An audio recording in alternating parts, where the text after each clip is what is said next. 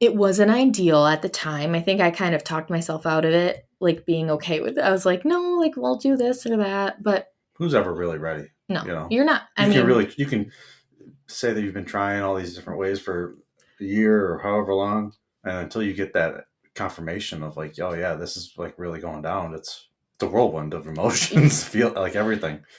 yeah, it is weird. I'd like to talk about the pregnancy and stuff in another episode with you, but for going back to like our relationship, another thing that was really trying during that time was, I mean, pregnancy. I like to brag about things, so I brag about Steve and me, like our relationship. I think Steve and I have a great relationship. I like to brag about that because I really genuinely think that we have a great relationship. Me too. I agree, And 100%. I also like to brag that I am a pretty nice wife. How do I put this? I don't like yell. I don't call him names. I think I've called you an asshole once. Being Twice? serious, probably Yeah, like, once. right. Yeah, like I say, like, you're an asshole. Yeah, But like once I think I said, maybe even. yeah. I don't I don't remember. remember. I'm just So giving it.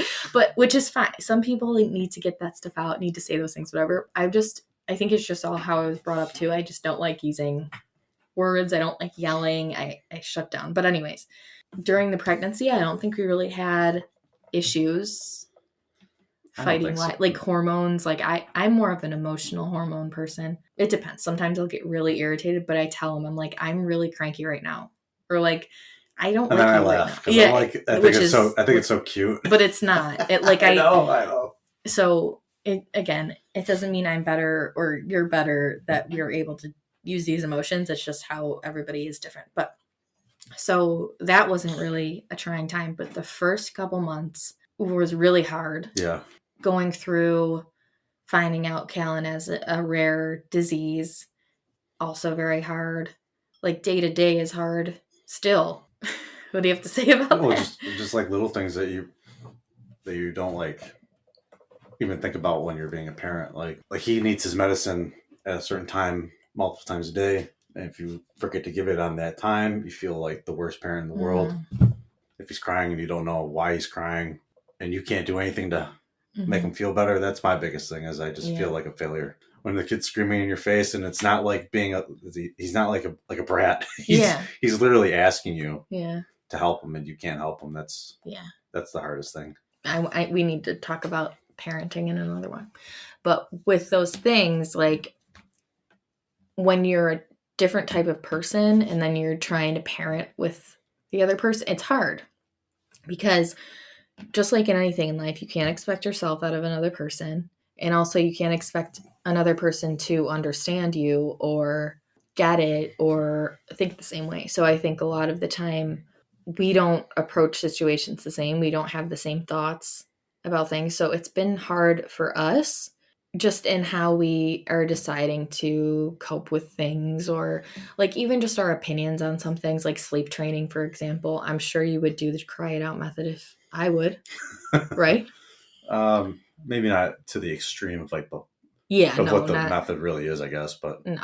I'd probably let him Cry more. a little bit. Which is, again, nothing is wrong or right about that. That's one of the things with parenting is like I think our relationship has gotten better if anything, but there are definitely new issues. The reasons that we're still good and like happy are that foundation that we built a long time ago. The trust and understanding and respect. I think it really, talking this through makes me feel like it is respect. Yeah, I agree with that. Feels like no matter what situation comes up next, I feel like we're ready for it Mm-hmm. because we've gone through so much together. I mean, so what we've been together for 6 years, over 6 years, 6.5. and a lot of people don't go through a lot of the stuff that we've gone through. No. A lot of people don't go through the amount of stuff that our 13-month-old kid has gone through already in his short life. So shit like that could really make or break a couple, make For or break a sure. family. For I sure. think it's made ours stronger for sure. A couple things that keep us happy and through everything is understand, like the whole pride thing. I want to get back to, and understanding, like I posted on TikTok, one of the things I learned in 30 years is that people have different stress threshold. And that comes up in my life, our life, every day. Yeah. And that's a slippery slope, bringing that into the equation. If you don't trust the person that you're doing that with, they can manipulate you for sure. I trust you enough to be honest. And like, if you're overstimulated or whatever, so basically what I'm saying is, and I saw that this is like a compilation of a couple different therapists and like things I've read or watched or whatever. But everybody has a different stress threshold for stress, and that's all dependent on nature versus nurture. Like both of those things come into play. A lot of different things come into play, but we all have a different stress threshold.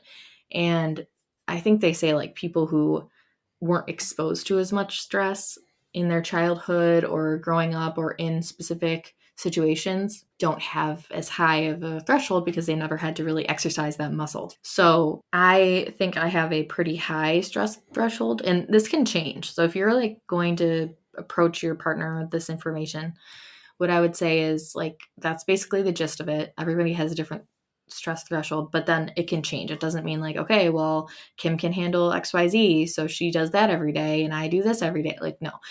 So the reason to acknowledge that and like kind of talk about it is to better understand the other person and to understand like they're not doing something to you or in spite of you. Like they're doing it because they have to. It's just more understanding. So I know that Steve cannot handle as much as I can. It's just a fact. So, but does that mean I can handle things sometimes? No. So it helps in our relationship though, because we're able to acknowledge that in the other person, where a lot of the time I know that Steve can't do something for an extended amount of time, I'll say. So like if he's dealing with Callan and that's our son's name, and he's been going on and on, like Steve needs a little break because he gets overstimulated. I take over. I mean, vice versa. But I acknowledge that in him because he needs that sooner than I do. Like I can handle it for probably 20 minutes. He can handle it for maybe 15. Does that make sense? Yeah.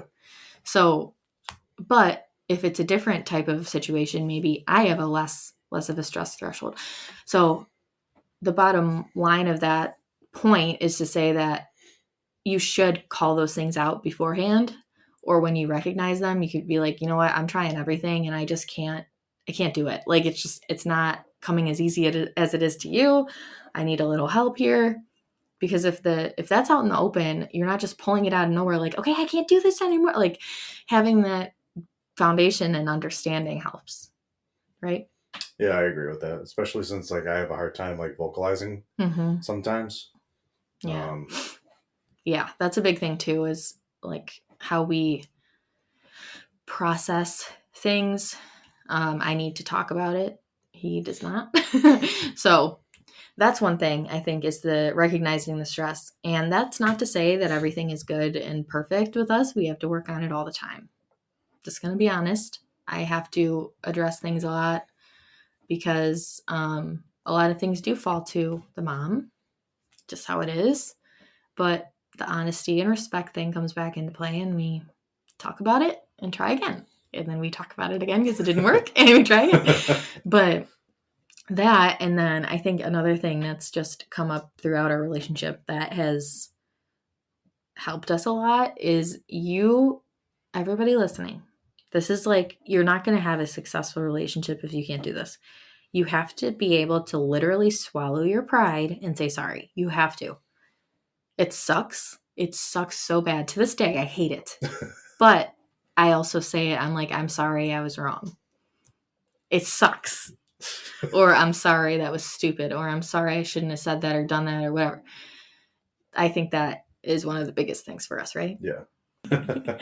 Well, yeah, nobody likes to admit that they're wrong. Yeah. Or admit that the way that they've been doing things for a certain amount of time was something could have been done better. Yeah. You know, and you didn't think of it that way. And it's like, it's definitely easier not to say that you were wrong, but it also, and I feel like there hasn't been a situation recently, but I remember there was a long time, like several times when I would like really have to swallow and say sorry, even if it was small stuff. But once I got the hang of it, I was like, okay, this isn't a big deal, but it makes all the difference. I think that's important. Yeah, and I can't think of anything off the top of my head where it's like, I know. One of it. Oh, you do? Uh-huh. Oh, okay. I know something. Steve and I do. Oh, okay. I know something. Steve and I are very different in cleanliness and organization, which I don't think he's super clean and I'm super dirty. It's just different. Like, you like things picked up when you want things picked up. Yeah. I would ideally like things picked up all the time, but also, like, I handle the micro things better than the macro things. So I can have a huge mess in the closet, but, like, at least his bottles are clean and organized. Yeah. Like, it's just, I don't know. It's just something that we'll never, ever be on the same page about. But I have to say sorry. Like, I understand, but and that's another thing with, like, understanding where the other person is in the situation. Like, you have to know where I am. I have to know where you are. I'm not keeping things on the floor for you to trip over on purpose. And you're not throwing away my shit when you're manic cleaning on purpose either. So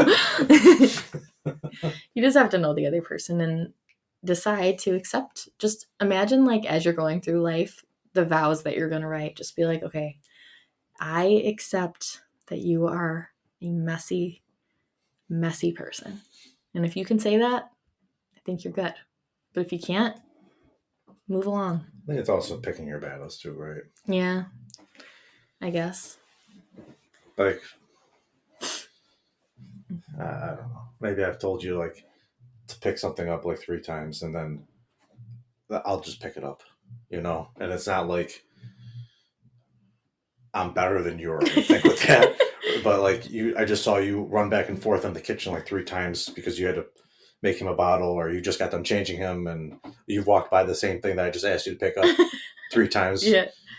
But it's just different. So that's the thing too. It's like, that's one reason, like, I think we do get in little arguments or, like, bicker, is because I'm like, okay, if it bothers you so much, just do it. Just do it. But I don't want to do it because I didn't do it. That's so annoying. I know. That's so annoying. But yeah, I mean, in the ability to laugh it off helps. But seriously, like, that's one thing. I mean, I say that we're great together and stuff, but there are things that just keep coming up and up. Yeah, the loving you is easy. Okay, Jason Aldean. Is that him? What song is that? Not sure. But, like, I could, like, if it meant, like, I'd pick up your mess all day. Mm-hmm. You would. I would. If it meant, that we had a happy life together, whatever. So anyways, we just went kind of off on a tangent, but I hope that you had a good time, Steve, because we're going to come back. We're going to do a parenthood one. We're just going to shoot the shit one of them. Okay. How'd you enjoy this? Like it? Get used to it a little bit? Yeah, it got easier as... Feels like therapy. Yeah. Yeah, and the reason that I brought Steve on this one is because he's a huge part of my life, obviously, who I am. And the reason, which I don't think I really acknowledged as much as I wish I would have, but he's the reason that I've been able to make all of these changes and pivots in my life, which is one of the reasons for this podcast and a product of that. He's just been behind me for a lot of things. Like, it's only been 6.5 years, but he's seen me through so many jobs, so many majors in school, like different things school-wise, and just different dreams. But actually, I'll ask you one more thing. What do you think that has always stayed true that I, like, want to do? Like, is there something that... Everything seems to be involved with, like, people. So whether you wanted to be, like, a teacher for that short stint, you wanted to be a nurse, short stint, social worker, everything is, like, helping people. Yeah. So, and I think that's what this is, like, accumulated to with this podcast, is just finding your way to reach out to other people, maybe not in a traditional sense, but this way anybody, because you're not targeting a certain audience, right? When you're a teacher, when you're a nurse, yeah. This is a generalized audience that whoever tunes in can hopefully grab something from that podcast or from that episode. So I think that's probably the most accurate. You've seen me through a YouTube channel, an Instagram about mental health, 2 TikTok accounts. Yeah. Wow. I've been at it a long time. I feel like I need to